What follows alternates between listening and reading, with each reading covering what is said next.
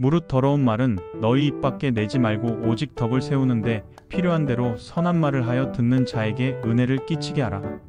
에베소서 4장 29절 말씀입니다. 우리는 살아가면서 말로 인해 큰 힘을 발휘할 수 있습니다. 말은 사람을 살리기도 하고 상하게 하기도 합니다.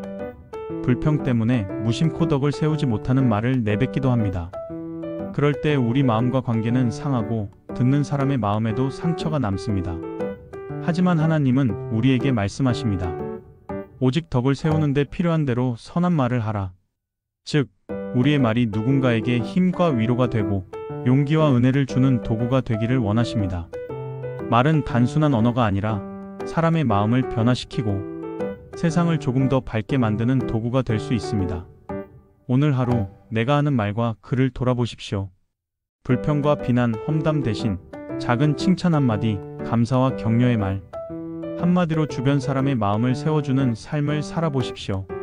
말이 주는 힘은 작게 느껴질 수 있지만 꾸준히 선한 말을 선택할 때 주변 사람과 나 자신에게 큰 은혜와 평안을 가져다 줍니다. 더러운 말은 입 밖에 내지 말고 덕을 세우는 말로 은혜를 끼치라. 오늘 하루 말 한마디로 사랑과 희망을 전하며 주변 사람의 마음을 따뜻하게 만드는 하루가 되길 바랍니다.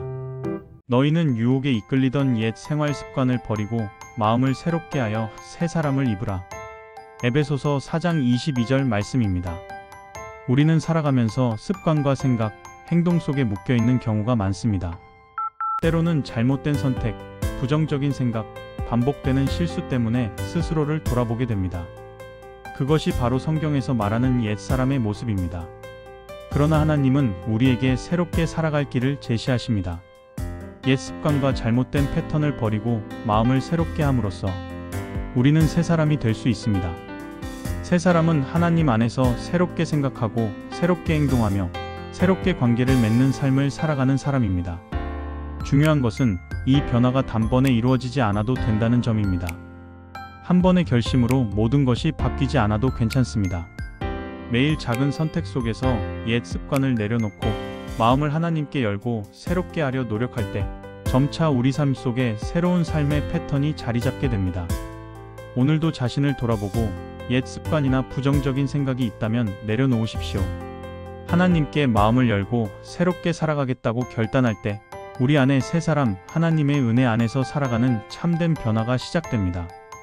옛 생활 습관을 버리고 마음을 새롭게 하여 새 사람을 입으라. 오늘 하루 하나님 안에서 새롭게 태어난 나를 발견하며 작은 변화와 성장을 경험하는 하루가 되길 바랍니다. 그러므로 내일 일을 염려하지 말라. 내일 일은 내일이 염려할 것이요 한날의 괴로움은 그날로 족하니라. 마태복음 6장 34절 말씀입니다. 우리는 살아가면서 미래를 걱정하며 마음을 무겁게 합니다. 내일의 계획, 직장과 가족 문제, 건강과 재정 걱정, 때로는 머릿속이 내일의 걱정으로 가득 차서 오늘 하루조차 편히 숨쉬기 어려울 때가 있습니다. 하지만 예수님은 우리에게 말씀하십니다. 내일 일을 염려하지 말라. 오늘의 문제는 오늘 안에서 살아내고 내일은 내일이 책임지게 하라는 뜻입니다. 한날의 괴로움은 그날로 충분히 감당할 수 있다는 격려이기도 합니다. 미래의 걱정을 미리 짊어지려 하지 마십시오. 지금 우리가 감당해야 할 것은 오늘 하루뿐입니다. 하나님께 맡기며 오늘의 삶에 집중할 때 마음의 평안을 얻고 하루하루 감사와 기쁨을 누릴 수 있습니다. 오늘 하루, 지금 이 순간에 충실하십시오. 내일의 걱정은 내일 하나님께서 알아서 돌봐주실 것을 믿고 오늘의 삶 속에서 감사와 평안을 발견하십시오. 그러므로 내일 일을 염려하지 말라. 한날의 괴로움은 그날로 족하니라. 오늘 하루 하나님 안에서 편안하게 오늘 주신 소중한 시간과 마음을 누리는 하루가 되길 바랍니다.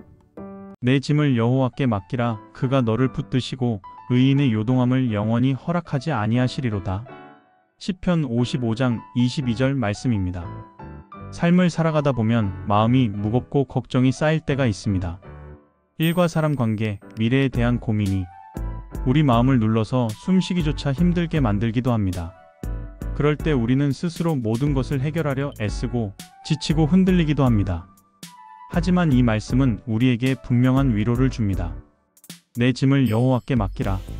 우리의 무거운 근심과 걱정을 하나님께 내려놓으라는 초대입니다. 내 힘으로 버겁게 떠맡으려 하지 않아도 하나님께서 우리를 붙들어 주시고 안전하게 지켜주십니다.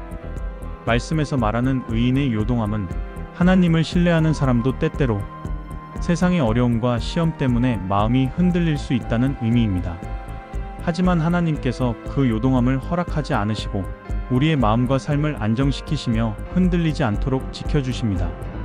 즉, 폭풍 속에서도 안전하게 고정된 배처럼 하나님 안에 서 있는 사람은 결국 흔들리지 않는다는 약속입니다. 오늘도 하나님께 내 마음을 맡기십시오. 작은 걱정, 무거운 짐, 고민과 두려움까지도 하나님께 내려놓으세요. 그분은 우리를 붙들어 주시고 흔들리지 않게 지켜주십니다. 우리의 마음이 안정될 때 삶 속에서 평안과 기쁨을 경험하게 됩니다. 내 짐을 여호와께 맡기라. 그가 너를 붙드시고 의인의 요동함을 영원히 허락하지 아니하시리로다. 오늘 하루 하나님 안에서 흔들리지 않는 평안과 위로를 누리시길 바랍니다. 여호와를 기뻐하라. 그가 내 마음의 소원을 내게 이루어 주시리로다. 시편 37장 4절 말씀입니다. 이 말씀을 읽으면서 사람들은 종종 이렇게 생각할 수 있습니다. 내가 먼저 하나님을 기쁘게 해야 내 소원이 이루어지는 걸까? 하지만 시편의 의미는 우리가 흔히 생각하는 것과는 조금 다릅니다. 하나님을 기쁘게 하려고 무언가를 하라는 말이 아니라 그분 안에서 기쁨을 찾으라는 초대입니다. 하나님과 함께하는 삶 속에서 즐거움을 발견할 때 우리의 마음은 자연스럽게 하나님과 닮아가고 우리의 소원도 그분의 뜻과 어울리게 됩니다. 삶을 살다 보면 원하는 일이 이루어지지 않아 답답할 때도 있고 내 마음과 다르게 상황이 흘러가서 실망할 때도 있습니다. 그럴 때 우리가 알아야 할 것은 하나님은 우리의 마음과 삶을 가장 잘 아신다는 사실입니다. 내가 바라는 길이 반드시 최선은 아닐 수 있지만 하나님께서 이루어 주시는 길은 가장 안전하고 가장 좋은 방법으로 우리를 인도하십니다. 우리가 하나님 안에서 기쁨을 누리며 살아갈 때 마음속 소원은 점점 하나님의 마음과 맞닿게 됩니다. 그 소원은 결국 가장 알맞은 때 가장 좋은 모습으로 이루어집니다. 하나님은 우리의 마음을 아시고 우리의 소원을 들어주실 때 우리가 진정으로 필요한 것을 주십니다. 오늘도 하나님을 기쁨의 중심에 두고 살아가십시오. 작은 감사, 작은 즐거움 하나가 우리의 마음을 따뜻하게 만들고 삶 속에서 이루어질 소원을 준비하게 합니다.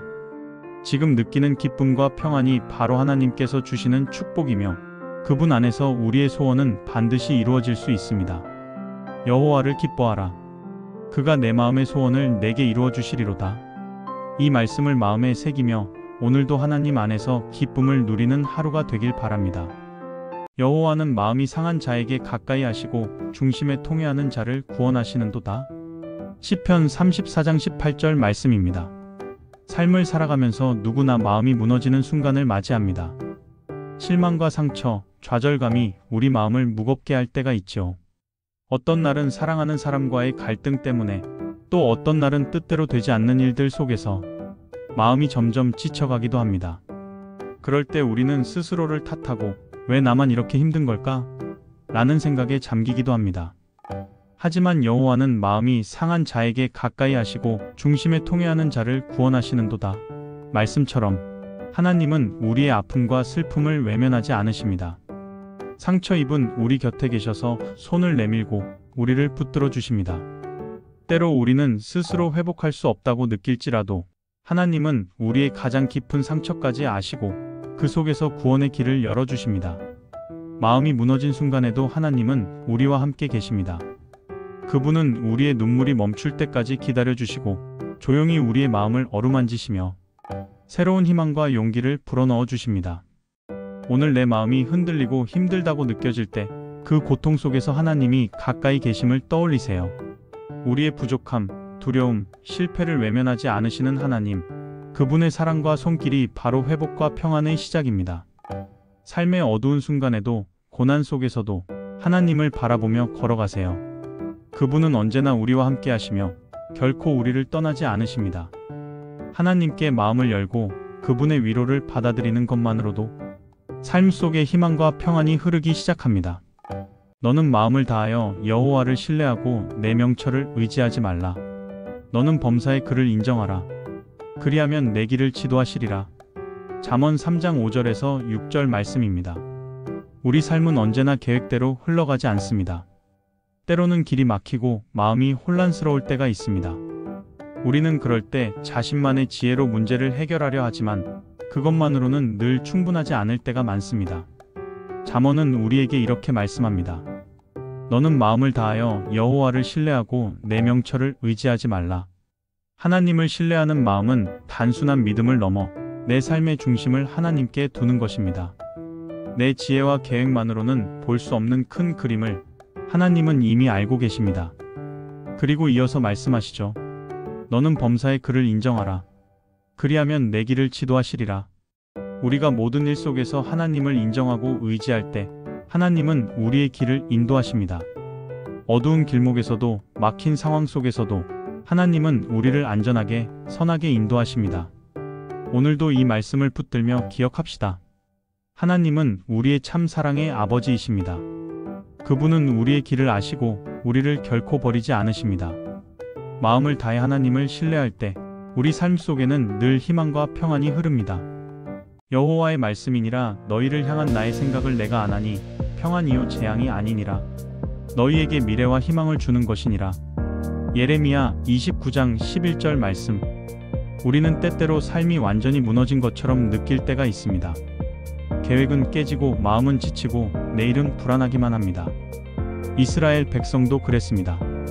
그들은 바벨론의 포로로 끌려갔고 모든 것이 끝난 것처럼 보였습니다. 하지만 하나님은 그들에게 놀라운 말씀을 주셨습니다. 내가 너희를 향한 생각은 평안이요 너희에게 미래와 희망을 주려는 것이다.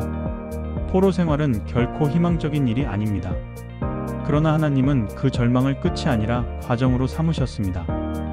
그 시간을 통해 이스라엘은 우상을 버리고 다시 하나님께로 돌아오게 되었습니다. 하나님은 고난 속에서도 회복을 준비하시며 선한 길로 이끄셨습니다.